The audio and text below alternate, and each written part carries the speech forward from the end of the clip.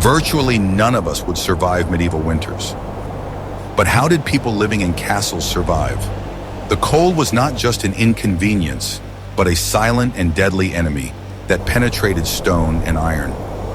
Survival in a castle in winter became a daily, exhausting battle for every degree of warmth. It was an era when fire was the center of the universe, and a piece of cloth was valued more than a sword. Here, human ingenuity stood up to the icy breath of nature. Watch this video to the end, and you'll learn why thick stone walls were not only a defense, but also a trap, and how an ordinary bed became the warmest and safest bunker in the entire castle.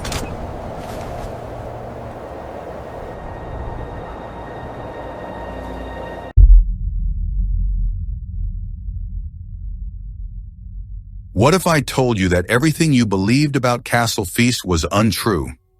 Welcome. The fire will warm you. Thank you, good sir. It is freezing out there. The Great Hall was not so much a place for celebrations as it was the heart of the castle, its main heating system. This is where all life was concentrated when the cold weather set in. Imagine a modern situation where the heating in an apartment building only works in one room, and all the residents are forced to move there for the winter. A medieval castle functioned on exactly the same principle.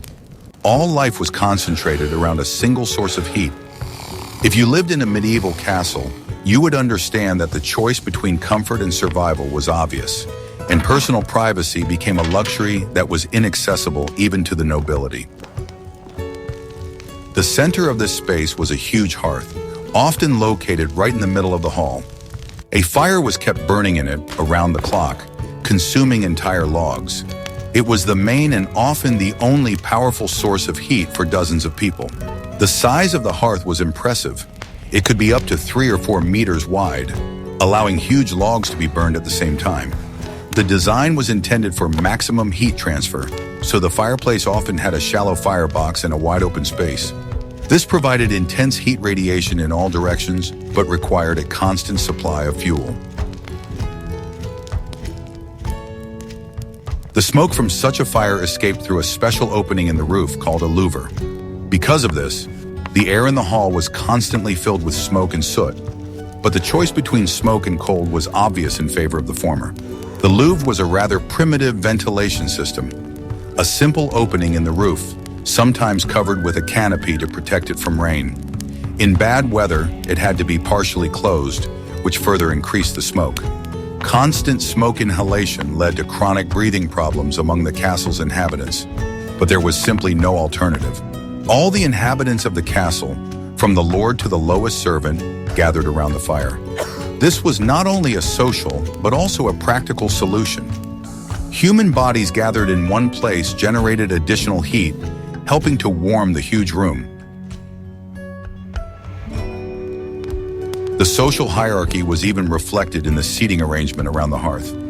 The higher the status, the closer to the fire one could sit. The lord and his family occupied the places of honor directly by the fire.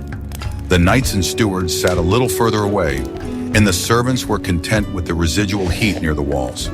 This system was not just a tradition, but a matter of survival in harsh conditions.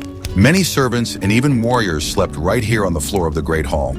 They spread their cloaks and mattresses as close as possible to the hearth, which died down at night. It was the easiest way to stay warm while sleeping. Spending the night in the Great Hall became a real art of survival. People lay down in concentric circles around the hearth, with the most experienced knowing the optimal distance from the coals. Too close meant the risk of burns from sparks, too far meant the risk of freezing. Many slept in their clothes and even in their cloaks, using any available fabric as extra insulation. The stone floors were icy, so they were covered with a thick layer of straw or reeds. Fragrant herbs could be added on top to mask odors. This multi-layered carpet served as important insulation from the cold stone. Fire also had enormous psychological significance. In a world plunged into long winter darkness, the bright flame of the hearth was a symbol of life and hope. It provided light and dispelled the gloom of long evenings.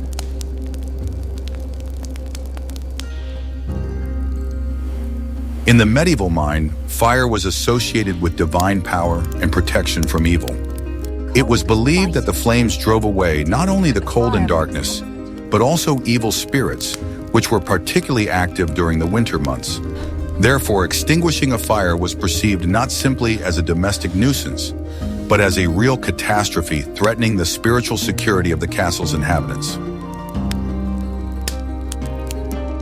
All daytime activities during the cold season were moved to the Great Hall. Men repaired tools and weapons, while women spun and sewed. Life in the castle was confined to this one warm and smoky space. Keeping the fire going required enormous effort and was one of the main winter tasks. Servants continuously brought wood from the castle's stores. The fire was not allowed to go out for even an hour. Preparing firewood for the winter began in advance in the summer and required the participation of almost all the castle's inhabitants. The wood was stored in special sheds protected from moisture, as damp wood burned poorly and produced even more smoke. The amount of firewood needed was calculated based on the harshest winters, as a shortage of fuel could be deadly for everyone in the castle. Do you think you could spend the winter in one large, smoky but warm room with dozens of other people? Share your opinion in the comments.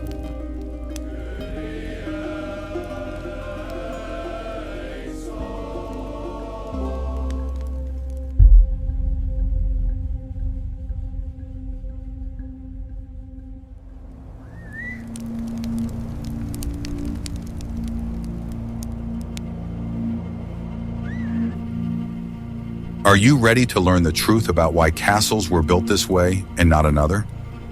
We perceive a castle as a cold stone box, but in reality it was a complex system designed for survival. Every element of its construction played a role in combating the cold. Imagine a modern house with energy-efficient technologies, triple glazed windows, insulated walls, and climate control. A medieval castle was an attempt to achieve a similar effect using only stone, wood, and human ingenuity.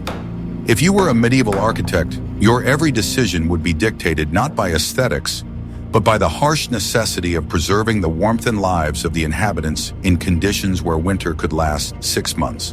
The main element was incredibly thick stone walls.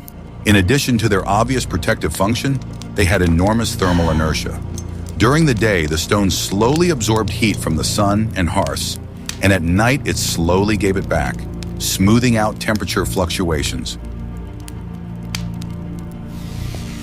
The walls of the castle could be up to 3 to 4 meters thick at the base, which created a huge thermal mass. The stone worked like a giant heating battery, accumulating heat during the day and slowly releasing it at night. This principle of thermal inertia allowed a relatively stable temperature to be maintained inside the castle, even with significant fluctuations in the outside temperature. The choice of stone for construction was also important for heat conservation. Limestone and sandstone were preferred over granite because they had better insulating properties. Builders even took into account the direction in which the stone was laid, trying to create a minimum number of gaps through which heat could seep. The windows in castles were very small and narrow, not only to protect against arrows. Any window was a source of enormous heat loss. Therefore, their size was reduced to an absolute minimum. Glass was practically non-existent in the early Middle Ages, as it was incredibly expensive. Window openings were covered with wooden shutters, which were tightly closed at night. Sometimes oiled cloth or parchment was used, which allowed some light to pass through, but did not provide good protection from drafts. Oiled cloth was made using a special technique. Linen cloth was impregnated with linseed oil or fat, which made it translucent and partially waterproof. Such improvised windows let in a dim yellowish light, but created a feeling of twilight even on a sunny day. Parchment was made from calf skin, stretched until it was thin and transparent, but it was also an expensive material. Even when glass became more affordable, it remained a luxury. It was inserted into small frames, often removable. For the winter, such precious frames could be removed and the opening boarded up. The layout of the castle also took the cold into account. The living quarters of the lord and his family, known as the solar, were often located on the upper floors. Warm air rises, so it was slightly warmer there than below. The solar was a real engineering solution for maximum heat retention. It was located on the south side of the castle to get the most sunlight and heat during the day. Small windows were oriented precisely to the south, and the walls were made especially thick for better insulation. Often, the kitchen or other heated rooms were located under the solar so that the heat would rise.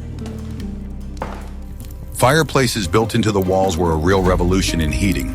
They were much more efficient than a central hearth, as they allowed individual rooms to be heated. The chimney drew smoke outside, making the room cleaner and more comfortable. At the same time, heated rooms were kept small. A small space is much easier and faster to heat with a single fireplace. Therefore, the private quarters of the nobility were often quite cramped. The construction of a fireplace required serious engineering knowledge. An incorrectly built chimney could create reverse draft and fill the room with smoke. Master masons specialized in the construction of fireplaces and passed on the secrets of their craft from father to son.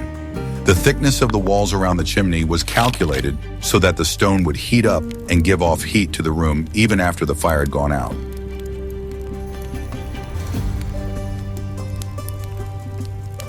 Kitchens were often located in separate towers or buildings because of the risk of fire. However, their huge stoves and hearths gave off a lot of heat. The proximity of the living rooms to the kitchen was a big advantage in winter. What other architectural tricks help preserve precious heat? But what if I told you that the most important insulator in the castle was not stone, but fabric? You've probably never heard of this unique secret.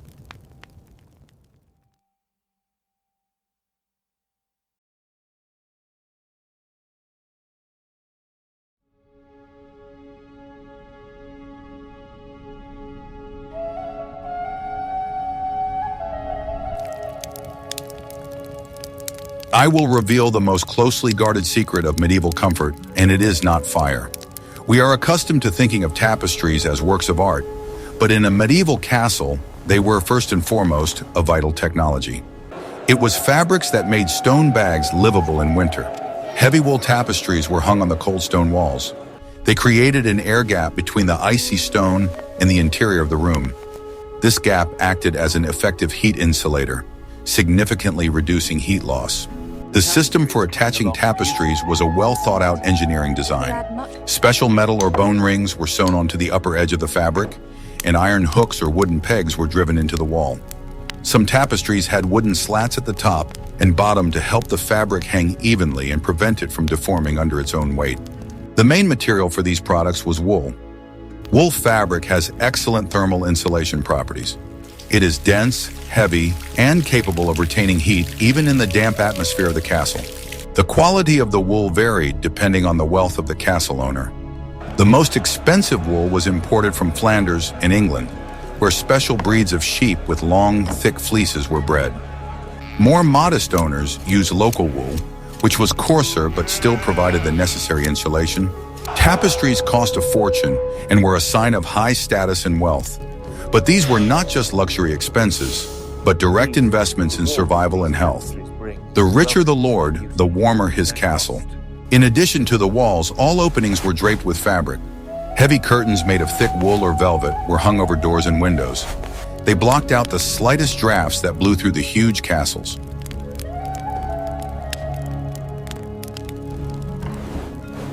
The design of door curtains was especially important because doors in castles rarely fit tightly against their frames.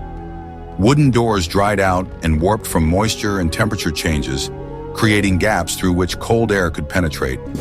Heavy curtains created an additional barrier, and sometimes double curtains were used. One directly on the door, another at some distance from it.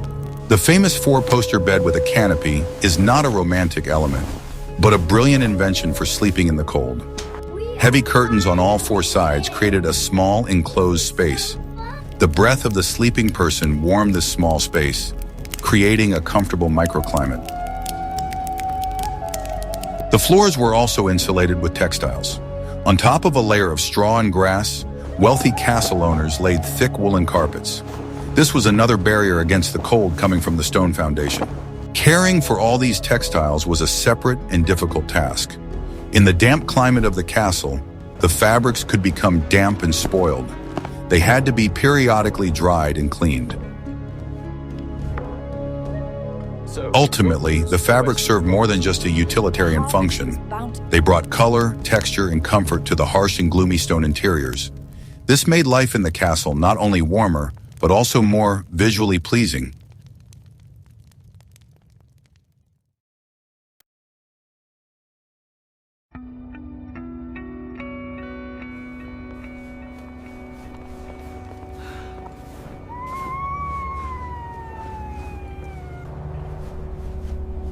What you are about to learn will change your perception of medieval fashion.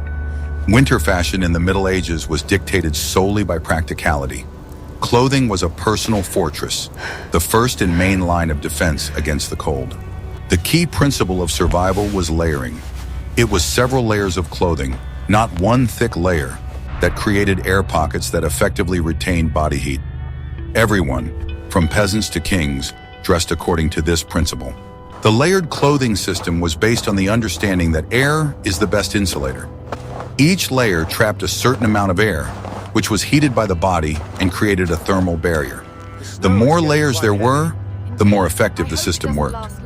Medieval people intuitively understood the principles that modern science explains by the laws of heat transfer.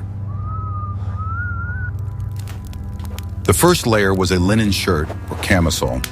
Linen absorbed moisture well and was pleasant to the body. This layer was important for hygiene and comfort. On top of the undergarment, they wore the main garment, a tunic or cotta made of wool. Wool was the main material of the Middle Ages. It kept you warm even when damp and was very durable. The linen shirt served as modern thermal underwear, wicking moisture away from the skin and creating a comfortable microclimate. Linen had antibacterial properties, which was important in conditions where frequent washing was impossible. The quality of linen varied from coarse peasant cloth to the finest fabrics, which only very wealthy people could afford. The woolen tunic was the heart of the medieval wardrobe. Its cut was designed for maximum warmth, long sleeves, a high collar, and sufficient length to protect the torso. Wool was chosen in various qualities, from coarse sheep's wool for everyday wear to fine merino wool for special occasions. The fabric was often dyed in natural colors, gray, brown, or black, as dyeing significantly increased the cost. Outerwear consisted of cloaks, capes, and surcoats. They were also made of heavy, thick wool. A long and wide cloak was a versatile item that could be wrapped around like a blanket. The wealthiest people could afford fur. Clothes lined or trimmed with beaver, marten, or sable fur were not only a status symbol. Fur provided unmatched protection from the most severe cold. Fur was used to maximum effect. Even small pieces were used to trim collars, cuffs, and hems. Squirrel or rabbit fur was used to line shoes and insulate gloves and hats. The most expensive furs, sable, ermine, and marten, were available only to the highest nobility and were used for ceremonial clothing, which was intended to demonstrate the wealth of the owner. Feet were protected with woolen stockings attached to the belt. Shoes were made of thick leather. For extra warmth, straw or pieces of fabric could be placed inside the boots. The head was the main source of heat loss, so headgear was mandatory. Everyone wore hoods, hats, caps, and scarves. It was unthinkable to be outside in winter with your head uncovered. Shoes were made of thick cowhide treated with special tanning agents for water resistance. The soles were made in multiple layers, often with wooden inserts for additional insulation from the cold ground. Wealthy people could afford shoes with wooden blocks, which held their shape better and provided greater comfort. Inside the castle, people did not change into light clothing. Away from the fire, the temperature in the rooms was not much higher than outside. Therefore, many layers of clothing were worn from morning to night, with only the top cloak being removed. How did people keep all these layers of clothing clean? But clothing and warm walls are only half the battle. In the next chapter, you will learn how the diet itself changed in order to survive the long months of cold weather.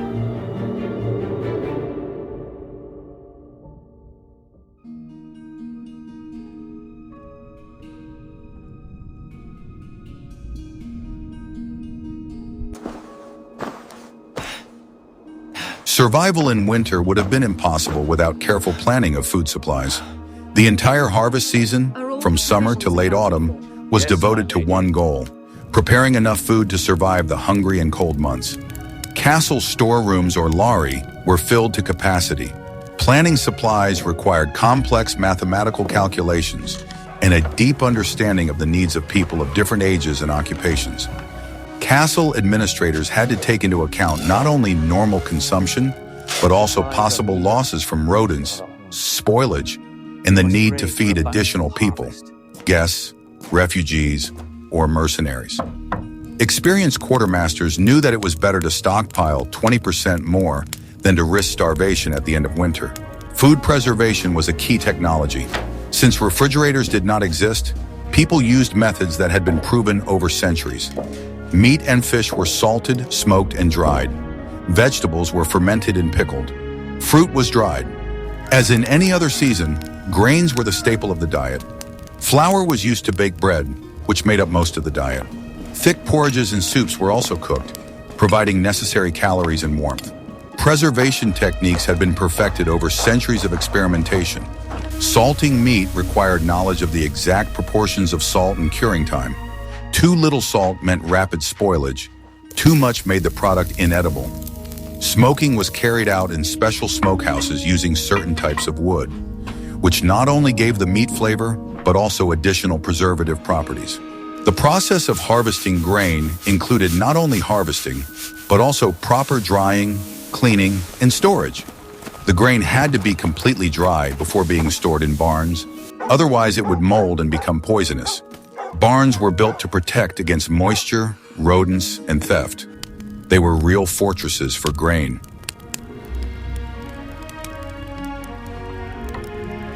Salted meat and dried fish were the main sources of protein in winter.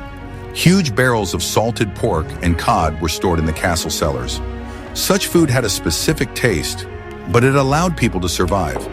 Fresh vegetables and fruits were unavailable, so they used what could be stored for a long time. Turnips, cabbage, carrots, and parsnips were the basis of winter soups and stews. They were stored in cellars covered with sand. The process of salting meat was laborious and required the participation of the entire castle community. The autumn slaughter of livestock turned into a large-scale event where everyone knew their role. The meat was cut into pieces of a certain size, rubbed with salt, herbs, and spices, and then laid in layers in oak barrels. Fish was often caught specifically for salting, with large-scale fishing expeditions being organized. Root vegetables required special storage conditions. Cellars were dug to a certain depth, where the temperature remained constant throughout the year. Vegetables were laid in layers, sprinkled with sand or peat, which prevented rotting and preserved moisture. Stocks were checked periodically, removing spoiled items so that they would not infect the rest.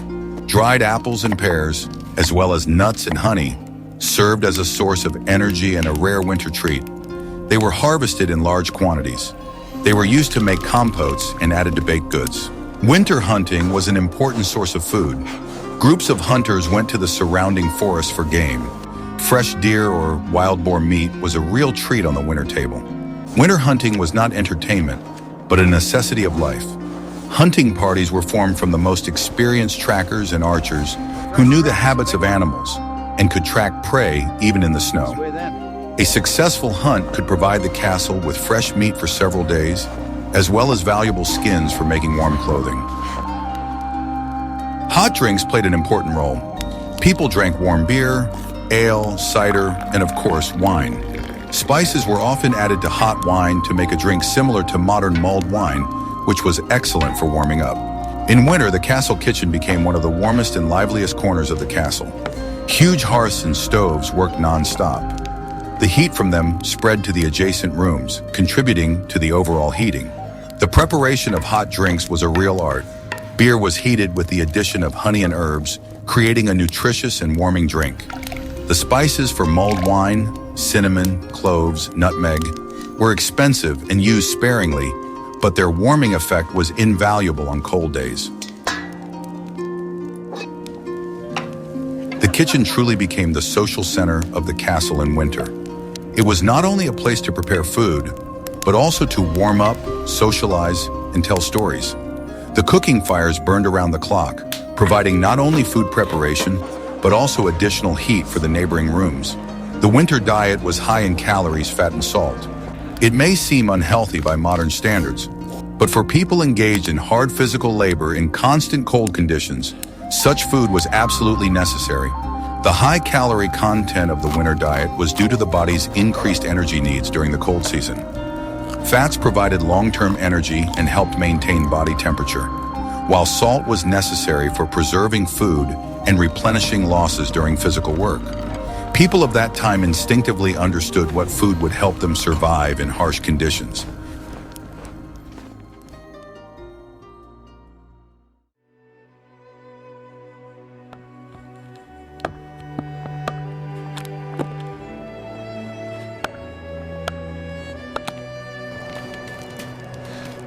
The amount of wood needed to heat a single castle was enormous. In one winter, an average castle could burn wood from dozens of hectares of forest. Securing fuel was a strategic task. Firewood harvesting began in the spring and continued throughout the summer.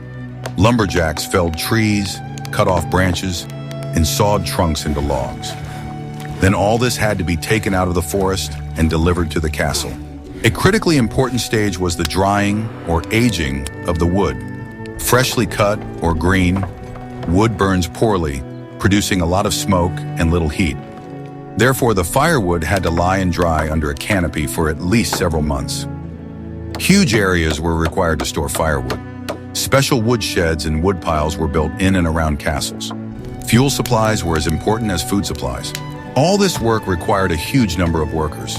A chain of lumberjacks, carters, sawyers, and stackers worked tirelessly. It was an invisible but vital front of work. The owner of the castle had to have rights to extensive forest lands. Control over the forest was no less important than control over the arable land. Access to fuel was one of the levers of power. Even when the firewood was delivered and dried, the work was not over. Inside the castle, servants carried heavy armfuls of firewood from the storerooms to the numerous fireplaces from morning till night. It was endless and exhausting work. In addition to wood, other types of fuel were used in some regions.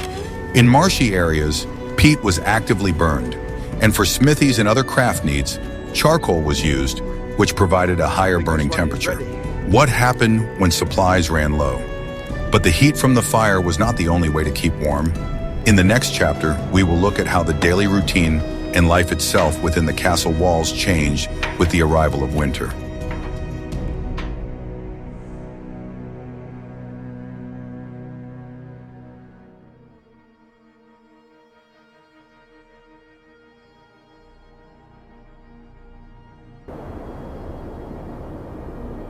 Winter completely changed the rhythm of life in a medieval castle. The feverish activity of the warm season was replaced by a slow and measured existence. The castle seemed to hibernate along with the surrounding nature. This transition from active summer to passive winter was not just a seasonal adaptation, but a radical restructuring of the entire way of life.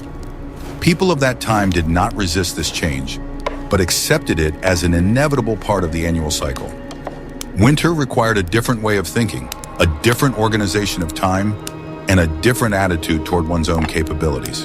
Daylight hours were very short, and artificial lighting was expensive and dim. Therefore, all work was strictly tied to daylight hours. People rose at dawn and ceased active work at dusk. Most outdoor work ceased completely. The fields lay under snow, and construction came to a standstill until spring. All life moved inside the castle walls. Winter days lasted only 7-8 hours, which drastically limited the possibilities for any activity. Candles and oil lamps gave off such dim light that only the simplest work could be done by them. Wax candles were expensive and used sparingly. Tallow candles gave off more smoke than light, and lamp oil also cost a lot of money.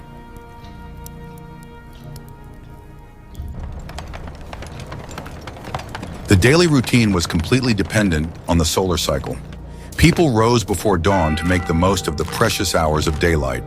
By evening, when the sun set, most work stopped, and people gathered around the hearth for dinner and conversation.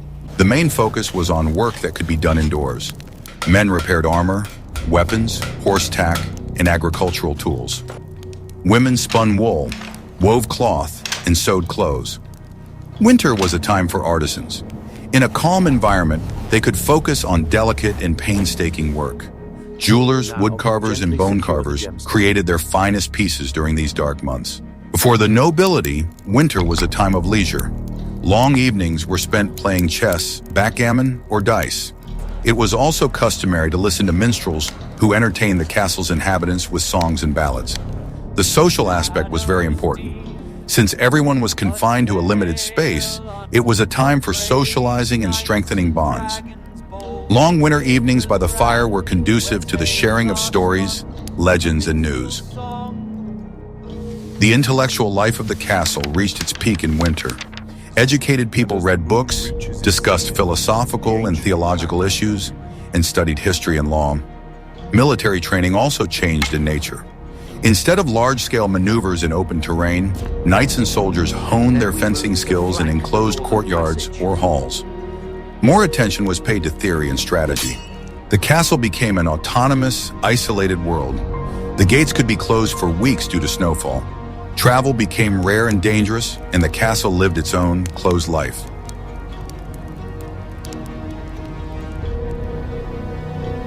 The castle was almost completely isolated in winter. Snowdrifts made the roads impassable, and the cold made travel extremely dangerous. Contact with the outside world was maintained only through the most experienced messengers who risked their lives to traverse the winter roads. This isolation created a special atmosphere of a closed community, where everyone depended on each other and all were bound by a common destiny. This period of forced inactivity was important for restoring strength. It gave people in the land the rest they needed. Everyone saved up their energy before the start of a new cycle of hard work that came with the arrival of spring.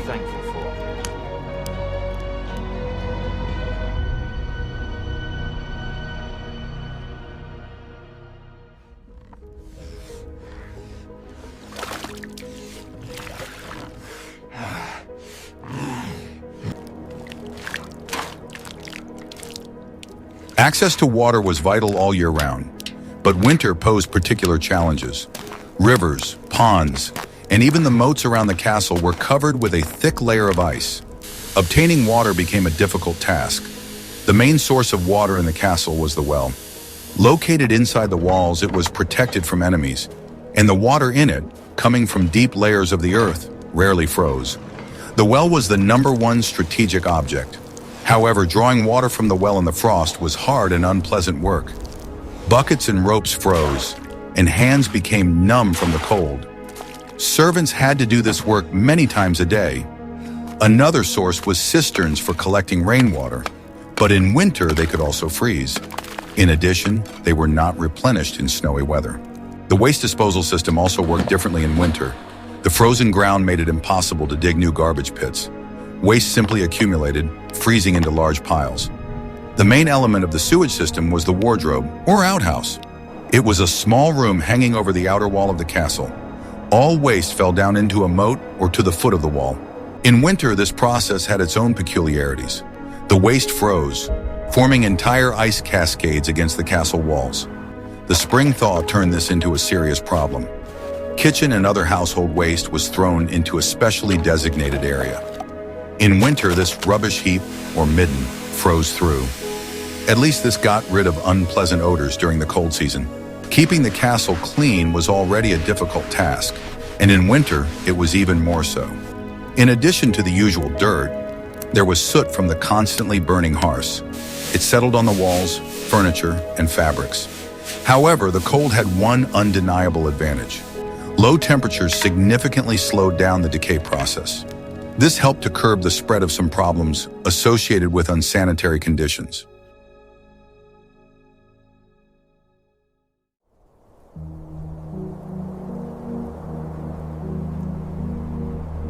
In the Middle Ages, winter was considered the dead season for warfare. Harsh weather conditions made it virtually impossible to organize large military campaigns. Armies preferred to wait out the cold in their garrisons. Defensive moats filled with water froze over. This was a serious problem, as the ice turned the moat into a convenient bridge for attackers. Defenders had to regularly chip away at the ice near the walls. Service on the walls and in the towers became a real ordeal. The sentries suffered from the piercing wind, snow, and frost. They had to remain vigilant in inhuman conditions. To protect the guards from the weather, small wooden huts were sometimes built on the walls. Braziers with coals could be set up nearby so that the sentries could warm themselves a little. But this was not available in all castles. Due to the severe cold, the length of duty on the walls was reduced. The guards changed more often than in summer. This was necessary to avoid serious frostbite. Snow cover had its pros and cons for defense. On the one hand, any approaching army was visible from afar on the white snow. On the other hand, snowfalls greatly reduced visibility and made it difficult for patrols to move around. Supplying a besieging army in winter was a logistical nightmare. Delivering food and fodder along snow-covered roads was almost impossible. Therefore, most commanders did not even consider a siege in winter. Nevertheless, the castle garrison always had to be on alert. Food and firewood supplies were its main guarantee of safety in case of a sudden winter siege. The castle became a besieged island even without an enemy at the gates. The cold also affected weapons. Bowstrings could become brittle in the frost. Moving heavy siege engines across snow and ice was extremely difficult. Thus, the most reliable defender of the castle in winter was not the garrison, but the weather itself. Cold and snow were a more formidable obstacle to any army than the highest walls and deepest moats. The castle was as secure as possible. As we can see, a medieval castle was not just a fortress, but a complex system for survival. Every element, from the thickness of the walls to the material of the curtains, served one main purpose: to survive the long, cold winter. It was a daily struggle in which the main weapons were not steel, but foresight, hard work, and ingenuity.